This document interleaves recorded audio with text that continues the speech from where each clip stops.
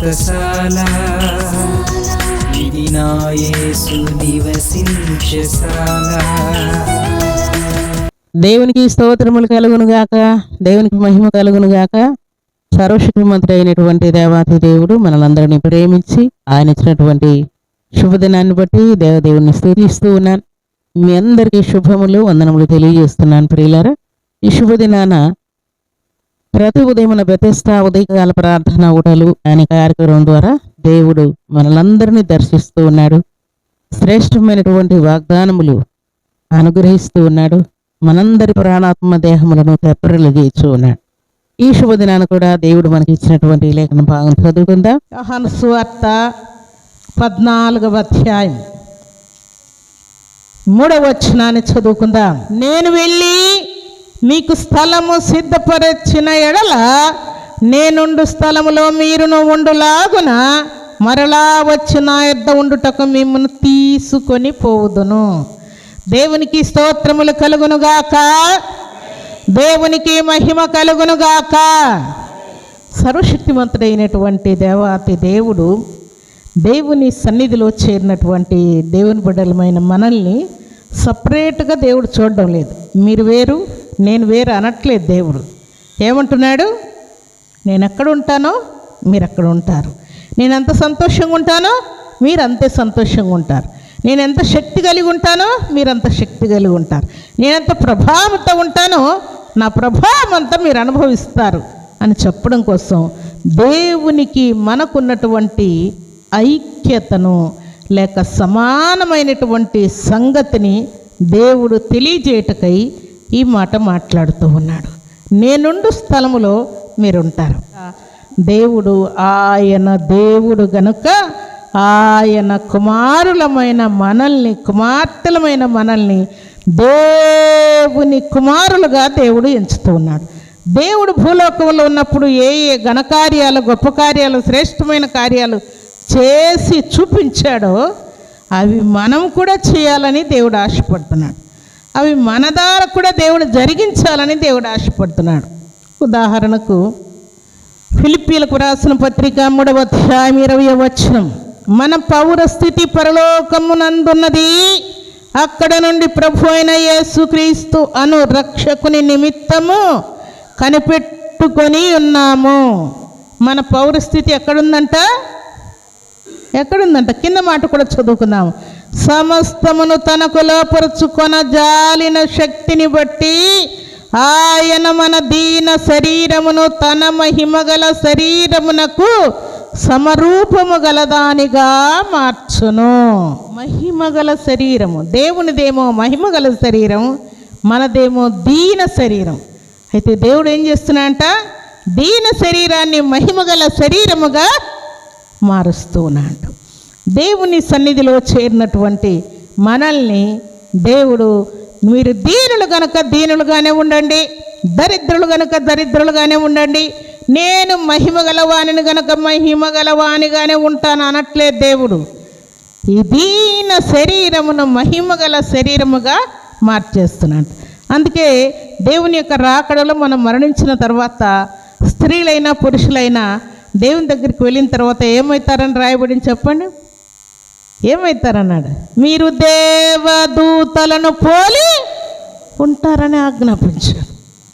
దేవదూతలం అయిపోతామంట. మనం ఇక్కడ ఉన్నట్లుగా స్త్రీల వలె పురుషుల వలె ఉండేది లేదు ప్రియులారా, ఇక్కడ మాత్రమే. అక్కడికి వెళ్ళిన తర్వాత మనకు మహిమగల శరీరము ఏర్పడి దేవదూతలను పోలి మనం ఉంటామని దేవుడు ఆజ్ఞాపిస్తున్నాడు. తర్వాత అక్కడ తీర్పు తీర్చే అధికారాన్ని దేవుని బిడ్డలమైన మనకు దేవుడు ఇస్తా అంట ప్రియులారా. దేవుని రాజ్యం పోయిన తర్వాత అక్కడ ఆకలి ఉండదు, దప్పిక ఉండదు అని మనం వింటూ ఉన్నాం, చదువుతూ ఉన్నాం, పాడుతూ ఉన్నాం. అక్కడ ఆహారం ఉందా లేదా చెప్పండి? ఇశ్రాయేలులకు దేవుడు ఆకాశాన్ని మన్నా కురిపించేటప్పుడు నా ప్రియబిడ్డలుగా మిమ్మల్ని ఎంచుకొని దేవదూతల ఆహారమైనటువంటి మన్నాను మీకు కురిపించి తిని అంటాడు దేవుడు. ఇశ్రాయేలుల కొరకు దేవుడు దేవదూతల ఆహారాన్ని భూమి మీదకి కురిపించాడంట. దేవుని సన్నిధిలో చేరిన దేవుని బిడ్డలమైన మనకు అక్కడ దేవుడు ఆహారాన్ని సిద్ధపరిచాడు, ఇళ్లను కూడా సిద్ధపరిచాడు. ఏమీ కొదవ లేకుండా దేవుడు సమస్తాన్ని కూడా సిద్ధపరిచాడు. దేవుని సన్నిధిలో చేరినటువంటి దేవుని బిడ్డలమైన మనం ఇవన్నీ ఊరకనే రావు. ఒకరోజు పనికి పోతే అమౌంట్ వస్తుంది, ఉద్యోగం చేస్తే జీతం వస్తుంది, బిజినెస్ చేస్తే లాభం వస్తుంది. దేవుని పనిలో ఉంటే దేవుడు పోషిస్తాడు. కానీ ఊరకనే దేవదూతల ఆహారము, బంగారు ఇళ్ళు, బంగారు రోడ్లు ఇవన్నీ ఊరకనే వస్తాయా?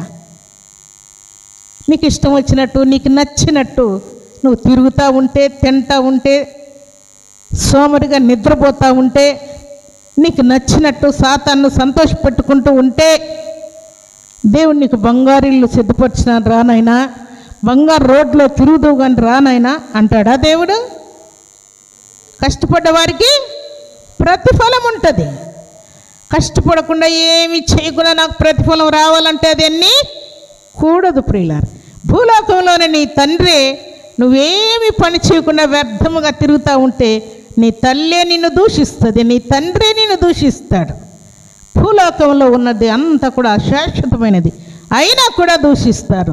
శాశ్వతమైనటువంటి రాజ్యం, యుగ యుగములు తరములు తరగనటువంటి రాజ్యం. ఆ రాజ్యంలో బంగారు ఇళ్లల్లో, బంగారు రోడ్లో నువ్వు తిరగాలంటే ఊరకనే రావు ప్రియులారా. ఎంతో క్రమశిక్షణ కలిగి, ఎంతో నమ్మకస్తులై, ఎంతో దేవునికి ఇష్టలై బ్రతకవలసి ఉన్నది. కనుకనే దేవుడే భూలోకానికి దిగి రావాల్సిన పరిస్థితి వచ్చింది. పరలోక రాజ్యంలో నా పిల్లలు ఉండాలని దేవుడు ఇష్టపడి ఆయన భూమి మీదకి దిగి వచ్చాడు మన కోసమని.